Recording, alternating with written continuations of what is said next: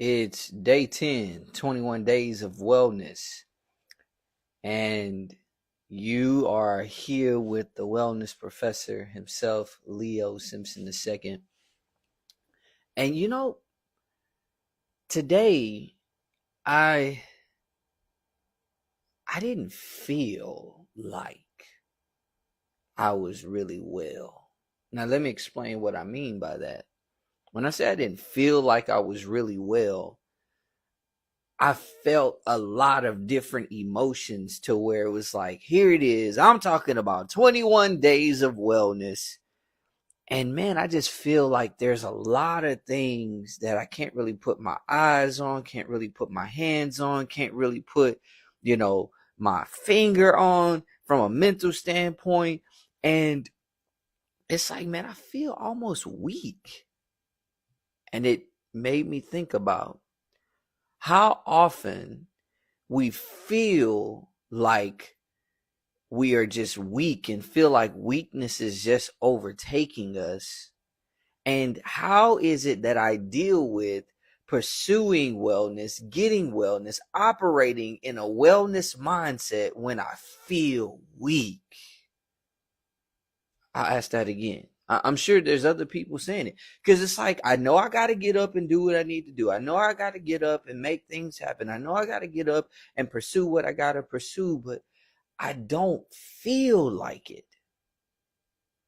So how do I operate in wellness when I don't feel well?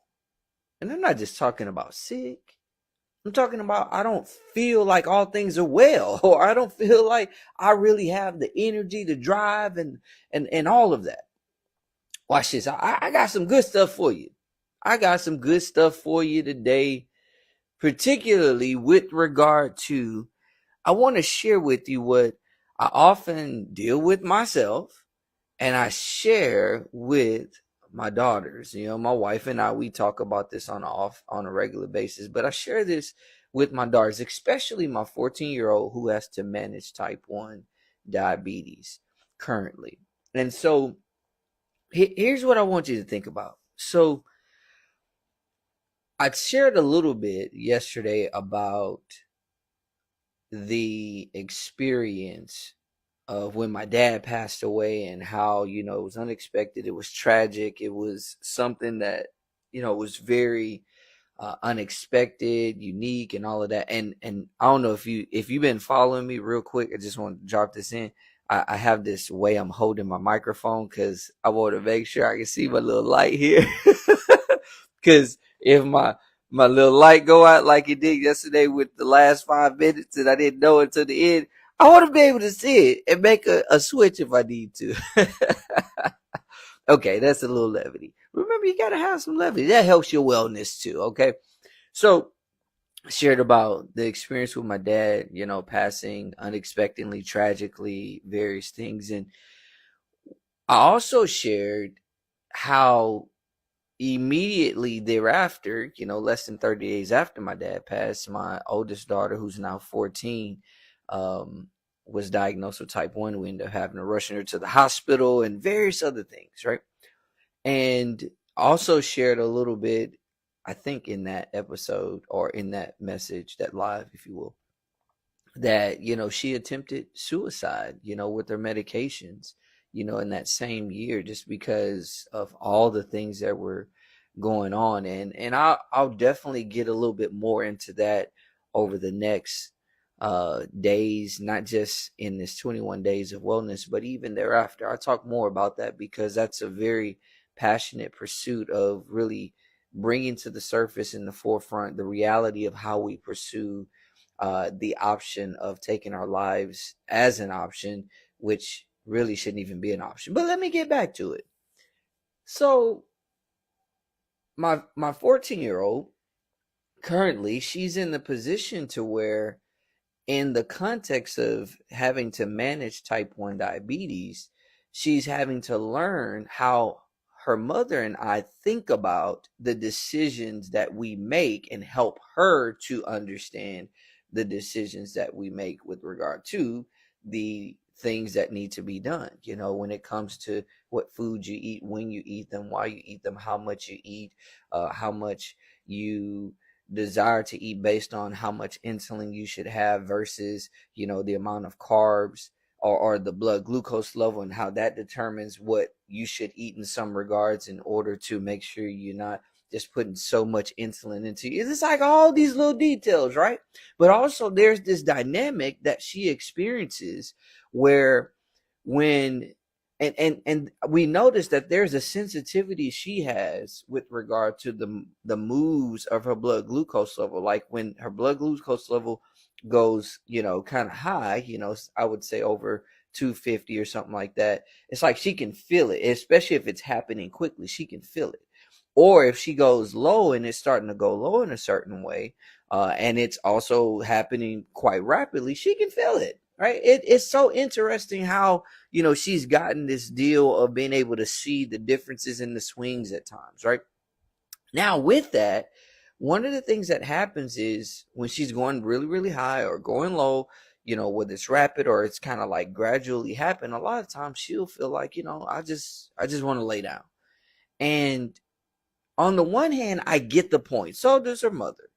But one of the things we keep telling her is, hey, when you feel like you need to lay down because of what it is you're managing, you need to ask yourself, instead of, should I lay down? You should say, what's my blood glucose level? Like you need to check it. Maybe go look at it, on your digital, monitoring system, or to go check it with the manual, right?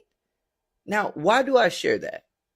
I share that because a lot of times when we feel a certain way, most of the times we just want to react and respond rather than to move in a direction of reason. Let me explain what I mean. I often share this, and I love sharing this with people. We've got to understand that our emotions have a purpose, right? But they are also not to be used in a certain way. Let me explain. So in order to really understand this, we've got to understand that we are a three-part person, right?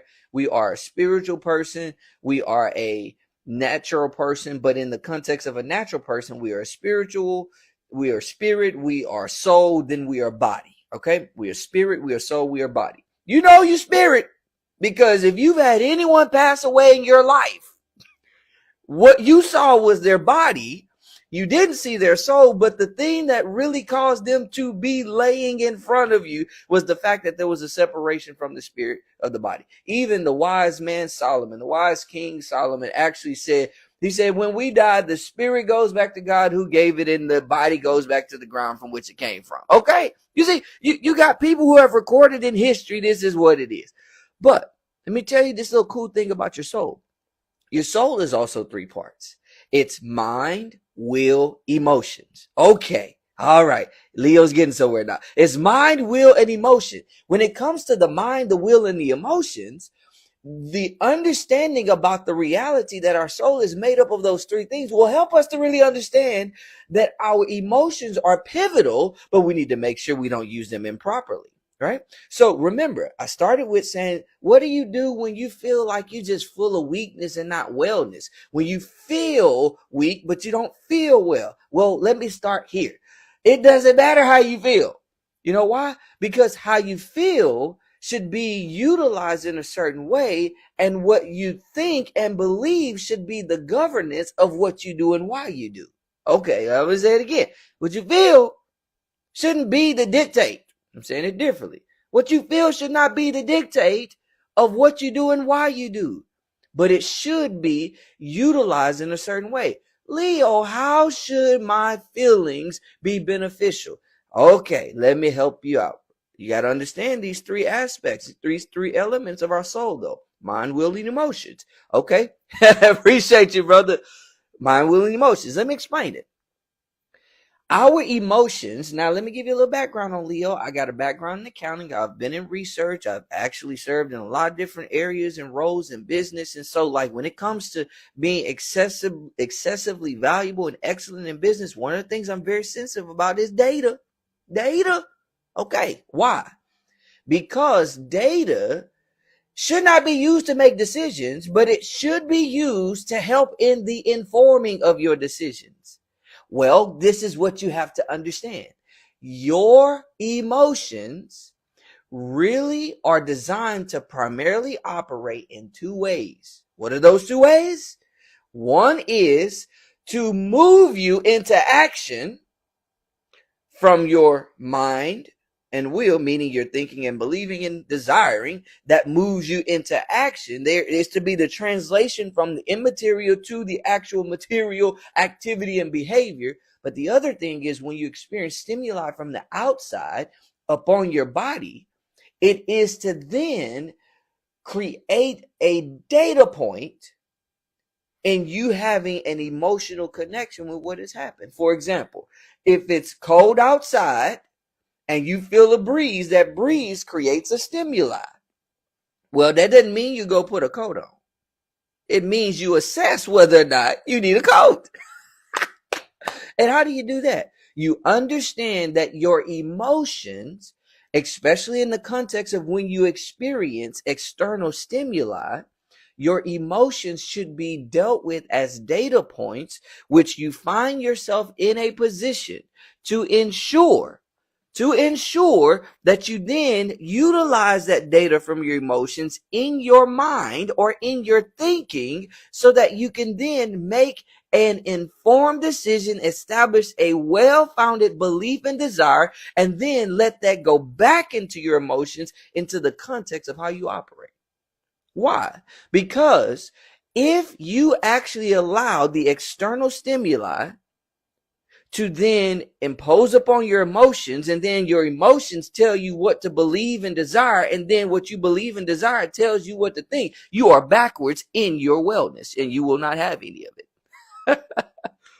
You have not a wellness of mindset, and you have not a wellness of being. Why?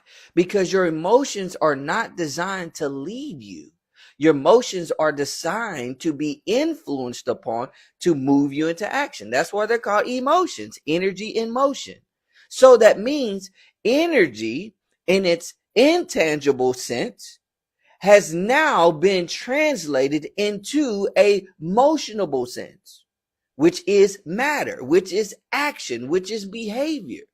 So you don't use your emotions to make decisions. You use your emotions to help you assess what decisions you should make. You should use your emotions as data points to determine what it is you should be given regard to.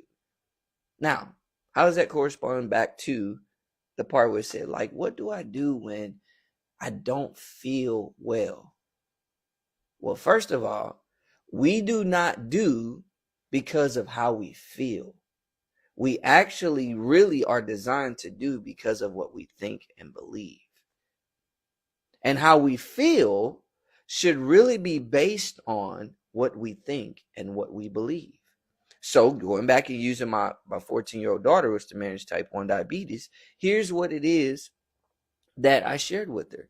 I said, one of the things you need to do is when you start feeling like you want to go to sleep, you have to communicate to your mind. You have to make sure instead of you just going and laying down, because that's you reacting to and responding to your emotions, you have to take what you felt and allow it to then become value and advantage to your thinking. Like, you got to throw it up to your reason and assess it. Let your thoughts say, okay, here's what I felt. What do I need to do? So for her, it's, hey, when you feel this way, instead of you going and laying down, first thing you should do is check your blood glucose level. Go to your device and check it, or actually get your manual. Check it. Go ahead and prick the finger and check it. Then that will cause us to say, okay, is this just I need to take a nap, or I need to relax? Or is this, hey, I need to probably maybe take a correction, or I need to actually eat, or I need to drink some water, I need to sit down, maybe, whatever the case may be. But you got to utilize that information from the emotions in order to determine what it is that I really need to do as far as the appropriate thought process and action. I said that's why in the military they put them under certain conditions, and in putting them under certain conditions, they do so in order to position them to not respond according to how they feel, but according to a certain thought process, perspective, and reason. Right? And so when it comes to when I don't feel well, it's okay not to feel well. But when you don't feel well, meaning you feel weak, you feel like there's much going on, you feel like there's a lot in the context of your existence, you don't feel well. Here's what you do. Take that feeling and it's in the emotions and give it to your mind. Give it to your thoughts. Give it to your thinking capacity and let your thinking handle it robustly and determine what should be done with that feeling.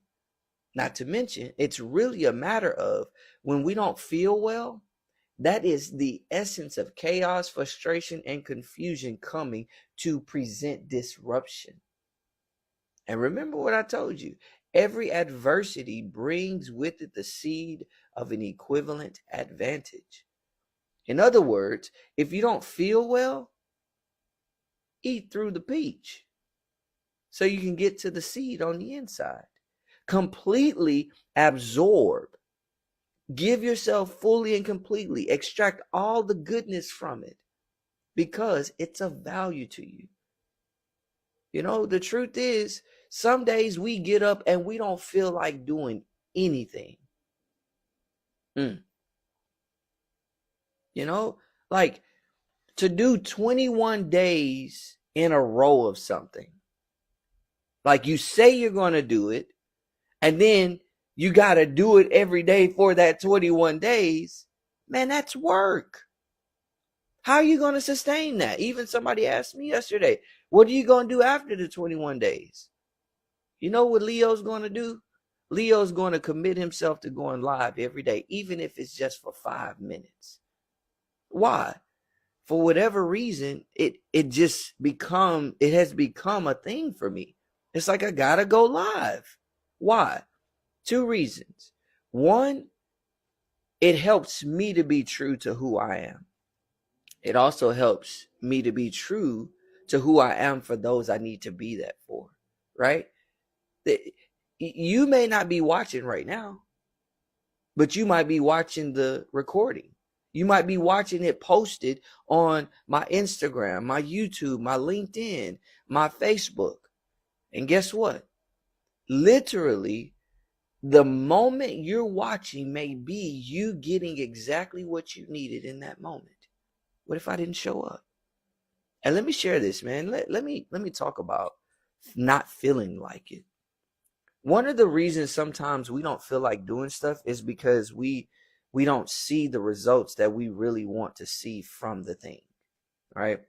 I love the perspective of 3 Feet from Gold, the story of the guy who was in a gold mine.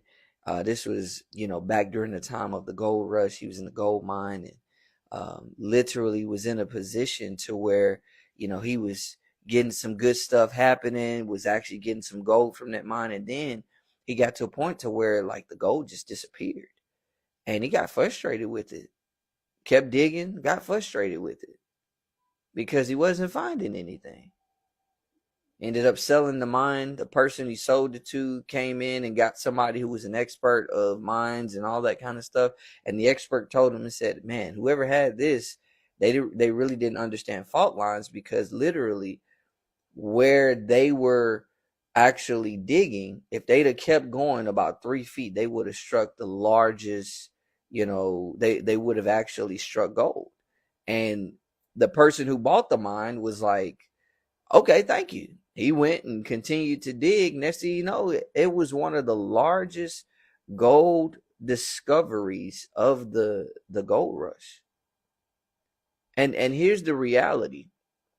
The reality is the guy who sold that mine, he actually ended up going into the insurance business thereafter.